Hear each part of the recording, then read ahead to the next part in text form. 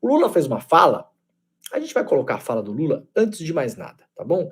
Jimmy, vamos lá. Antes de tudo, vamos colocar a fala do Lula que gerou a grande polêmica de Twitter das 24 horas do domingo. Vamos lá. Qual é o tamanho da consciência política dessa gente? E qual é o tamanho do coração solidário dessa gente? Que não está vendo que na faixa de Gaza não está acontecendo uma guerra, mas um genocídio. De que não é uma guerra entre soldados e soldados, é uma guerra entre um exército altamente preparado e mulheres e crianças. Sabe o que está acontecendo na faixa de Gaza com o povo palestino? Não existe nenhum outro momento histórico. Aliás, existiu quando Hitler resolveu matar os judeus. Essa é a fala do Lula. Vamos destrinchar ela aqui? Vamos lá? Então, primeira coisa. O Lula reforça o que muita gente vem falando antes dele, inclusive. Quero deixar bem claro aqui. Se o Lula tivesse falado uma coisa que eu considero uma bobagem, estaria falando aqui como já falei várias vezes. Várias. Na semana passada ou na outra aqui, falei que o Lula assinou uma lei aí para liberar um monte de televisão para grupo econômico aí. Falei. Chamei, inclusive, a assinatura de lei de antidemocrática. Palavra que usamos muito contra o Bolsonaro, aliás. Então não tem problema nenhum aqui em falar do Lula. Zero. Na verdade, a questão é que o Lula tá falando uma coisa que a gente tá falando há uns 6 meses já. O Lula tá até chegando atrasado nessa questão. Não é porque o Lula ontem falou que o que acontece em Gaza é um genocídio que agora nós também vamos achar isso. Quem acompanha o CL sabe exatamente do que eu tô falando. Nós estamos falando isso aqui desde o começo. Inclusive, a gente mandou uma colega nossa, a Heloísa Vilela, pra cobrir o conflito lá. E de lá vieram imagens e informações que reforçaram a nossa ideia de que o que acontece, a minha pelo menos, né? Eu não falo por todo o CL, claro, né, gente? Todo mundo aqui tem a liberdade absoluta de pensar e falar o que quiser. A minha ideia de que o que acontece em Gaza é um genocídio. Então, eu não tô defendendo o Lula. O Lula tá chegando atrasado nessa questão. Parabéns, presidente, por falar isso. Parabéns. Eu vou dar meus parabéns a qualquer político relevante que se alinhar a esse discurso. Qualquer um. Parabéns por ter falado isso. Mas o senhor tá chegando atrasado nessa história. E aí o que pegou, o Lula falou uma coisa ali que tá errado, né? Nunca aconteceu na história, né? O que acontece em Gaza. Já aconteceu, presidente, coisa assim. Não dá pra comparar melhor, pior, porque não se compara esse tipo de coisa por número de mortos e não sei o quê, né? Não, a gente não faz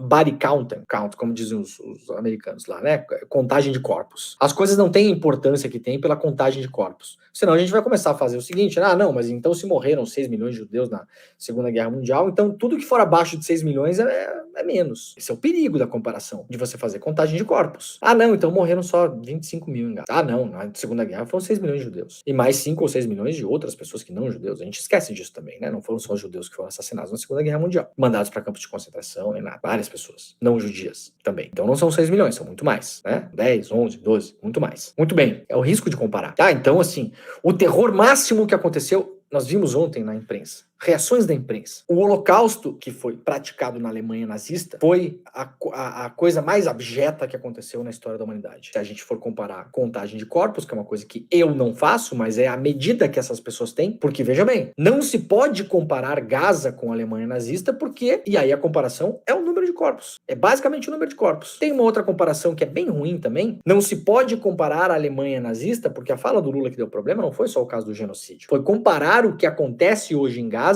quando, atenção, a fala é importante, quando Hitler decidiu perseguir os judeus. O Lula não fala em holocausto, não há a palavra holocausto na fala do Lula, não há. Agora vejam a repercussão da imprensa. A repercussão inteira fala em holocausto. O Lula não falou a palavra holocausto. O Lula falou: o que acontece em Gaza hoje é muito semelhante a quando Hitler decidiu perseguir os judeus. Quando Hitler decidiu perseguir os judeus, não havia câmaras de gás, não havia campos de extermínio, não havia campos de trabalho forçado. Então a comparação é absolutamente pertinente. No momento em que o nazismo decidiu que os judeus seriam usados como bodes expiatórios, como os inimigos da nação, como os culpados pela mazela da Alemanha, foi essa a retórica que o Hitler usou. Quando o Hitler decidiu fazer isso, tem gente que aparentemente não sabe ler ou não consegue ouvir. Está no mesmo ponto em que, neste momento, Netanyahu decide fazer com as pessoas, a população de Gaza e da Palestina no geral. Não tem nenhuma polêmica na fala do Lula. Nós podemos debater se isso é bom para a diplomacia brasileira, se não é, se atrapalha a negociação de paz, se não atrapalha, se dá força para o Netanyahu. Tudo isso é um debate intelectual Dá para ser feito, tá bom? Um debate intelectual. Eu sou da turma que não acredito que essa fala foi feita de improviso, então eu posso imaginar que há uma estratégia por trás dessa fala, e eu quero acreditar que as pessoas envolvidas nessa estratégia estão mais a par do que está acontecendo no mundo do que o tuiteiro médio, tá? Mas isso tudo pode ser discutido. Agora, não há nenhuma polêmica, e eu vou mostrar aqui 2 casos de vários que mostram isso, exatamente isso, porque não é a minha opinião, vou mostrar aqui então a opinião de outras pessoas, um sobrevivente do Holocausto e um especialista estudioso em Holocausto. Vamos ver o que essas pessoas falam. Não há nenhuma polêmica em comparar o início do nazismo com o que acontece hoje em Gaza. Nenhuma. Ou as pessoas que querem evitar a comparação, elas querem esperar os campos de extermínio em Gaza. Ah, não, agora sim podemos comparar, viu, gente? Agora tem campos de extermínio. Pois é. Vamos esperar aí uns 4 anos, 5 anos, né? Que foi o tempo que Hitler demorou para começar a solução final. Vamos esperar o tempo que Hitler esperou? Aí, se o Netanyahu fizer campos de extermínio, aí sim nós poderemos comparar. É isso que vocês estão propondo? Eu sou bom de lógica, viu, gente? Se não dá para comparar porque o número de mortos não é mesmo, faremos o quê? Esperaremos o número de mortos? Se não dá para comparar porque não tem câmara de gás e campo de extermínio, aliás, eu estive em Auschwitz 2 vezes, aliás, 2 vezes. Fui uma vez sozinho, uma segunda vez fiz questão de levar o meu pai e um tio para conhecerem. Sugiro a todo mundo que puder que visite, ficar na Polônia. Vá lá, fique hospedado em Cracóvia, pegue um ônibus e vá até Auschwitz. A gente vai esperar acontecer Auschwitz para comparar? É isso? Ou o que o Lula falou quando Hitler decidiu perseguir os judeus, não havia campos de extermínio. É óbvio que a comparação é justíssima, não é nem nova. Sabem quem comparou o que aconteceu em Israel com o que acontecia na Alemanha nazista? Sabe quem comparou? Einstein. Einstein comparou. Sabiam disso? Deixa eu pegar aqui, deixa eu ver aqui, ó.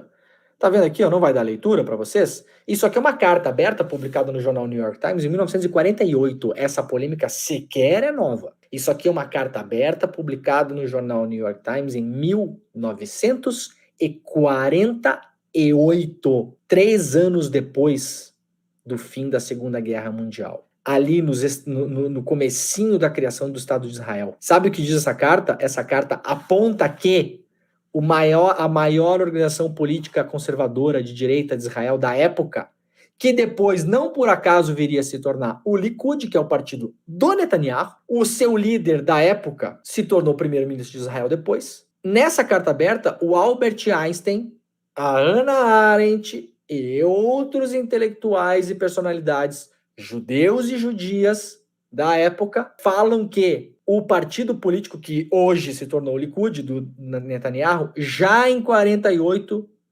era uma organização que usava métodos, filosofia política e o aparato social iguais ao nazismo e ao fascismo. Tá publicado aqui, tá bom, gente? É a segunda frase, na verdade é a primeira frase da carta. Primeira frase da carta, 1948, o Lula não tinha nem nascido ainda, para quem não sabe. Einstein, Hannah Arendt e outros intelectuais já apontavam para organizações políticas em Israel que se assemelhavam filosoficamente e na prática e nos seus métodos com o nazismo e com o fascismo.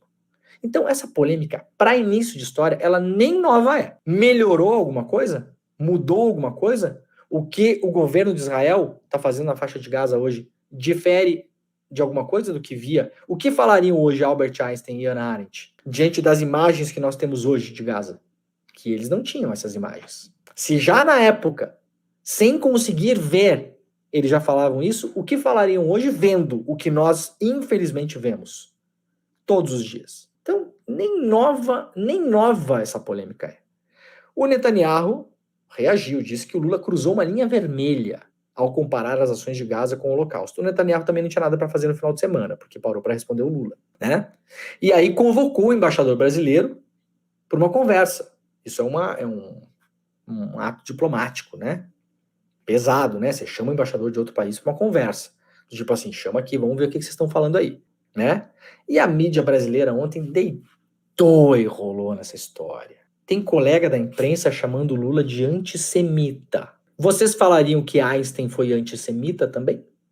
Que fez exatamente a mesmíssima comparação, mesmíssima, com um detalhe. O que acontece hoje, o massacre de Israel hoje contra os palestinos, hoje, é pior do que em 48. Einstein e Hannah Arendt estavam ali alertando para o futuro.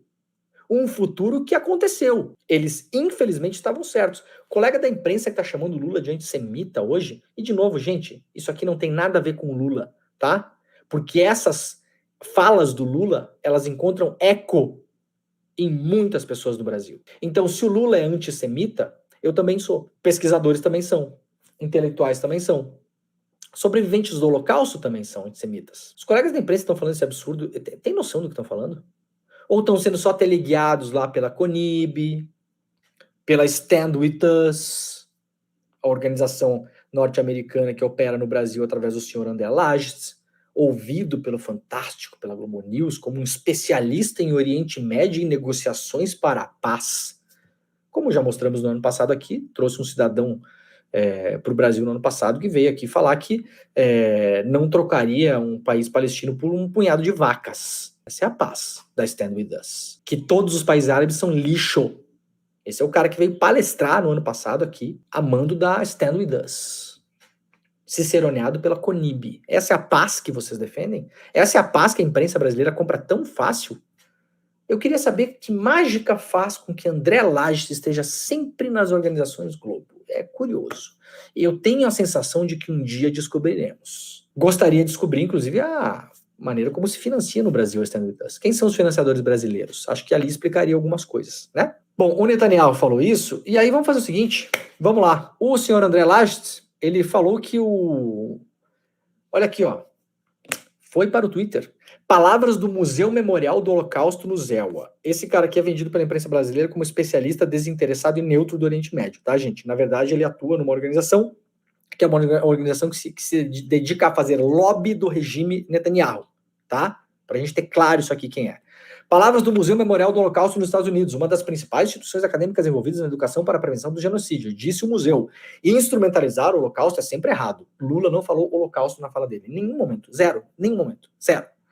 Especialmente quando se trata de um chefe de Estado. Que o presidente brasileiro Lula tenha feito isso para promover uma afirmação falsa e antissemita é ultrajante e deve ser condenado. Pois bem, eu fui procurar pesquisadores do Museu do Holocausto nos Estados Unidos e encontrei um pesquisador bem importante aqui, trabalhou lá, com bolsa do museu, inclusive, o Dr. Daniel Blattman, judeu, especialista na história do quê? Do Holocausto. Daniel Blattman, judeu, especialista na história do Holocausto. Não é o único, tá, gente? Isso aqui é só um exemplo, porque eu fiz questão de pegar justamente do Museu do Holocausto que o André Lages usou como autoridade para dizer que isso é a verdade universal e essa questão não se debate. O que escreveu, o que declarou para o jornal israelense Haaretz, um dos pesquisadores que teve bolsa paga pelo Museu do Holocausto, no governo de Israel há ministros neonazistas. Realmente nos lembra a Alemanha de 1933. Disse o historiador especialista em Holocausto, Daniel Blattman. Os colegas jornalistas da imprensa chamarão o pesquisador, o nobre pesquisador, de antissemita? Farão isso? É uma dúvida que eu tenho. Vamos colocar um vídeo aqui de um sobrevivente do Holocausto, caso não seja suficiente. Um sobrevivente do Holocausto fazendo a comparação sobre o que acontece em Israel hoje com o que ele viveu, literalmente, na pele durante o nazismo. Vamos ver o que diz e voltamos daqui a pouco. In Auschwitz, that if a dominant group wants to dehumanize others, so as the Nazis wanted to dehumanize me, these dominant group must first be dehumanized in a way themselves by diminishing their empathy due to propaganda and indoctrination in order to be able to be as cruel as some were. Okay, but the same holds nowadays for Israel. I am appalled about how hateful, how dehumanized, that they do not see any human aspect in any Palestinian anymore. It's terrible. The Zionists have not any right whatsoever to use the Holocaust for any purpose. They have given up everything which has to do with humanity, with empathy. For one thing, the state, the blood and soil, just like the Nazis. I was educated I learned at school about blood and soil, and that's exactly their idea too. And humans do not play a role. Judaism, as I learned it, is highly ethical. And so you cannot connect Zionism with highly ethical. You can only connect the words aggressive. Muito bem. Você pode concordar ou discordar. Tá bom? Pode concordar ou discordar. Pode achar que a comparação é devida ou indevida. Não pode jamais achar que ela é inédita, que ela não é feita por sobreviventes do Holocausto, por especialistas na história do Holocausto, e que, principalmente, ela é antissemita. Tá bom? É de um mau caratismo levar a conversa para esse lado inacreditável. Concordando ou discordando dela. Ah, olha aqui, ó. Breaking news para fechar o assunto, então. O ministro da Relações Exteriores de Israel declarou Lula persona non grata em Israel por conta do que Lula disse em relação ao Holocausto. Muito bem. Eu, diante de tudo que já falei hoje aqui, considero um prêmio para o Lula e espero que esse governo de Israel todo que apoia o que está acontecendo em Gaza hoje vá pro inferno, literalmente, tá bom? Pra cadeia, pra começar, e depois que já não tiver mais cadeia pra puxar, que vá todo mundo pro inferno. Netanyahu, ministros de guerra, toda essa gente aí, tá bom? Se você teve um chilique ontem na rede social, por conta da fala do Lula, e aí, procurando no seu histórico dos últimos meses, não se vê nada parecido em relação às dezenas de milhares de mortos em Gaza, nós sabemos exatamente o tipo de pessoa que você é. Ainda dá tempo de melhorar, né? Porque no caso do Netanyahu não tem mais tempo.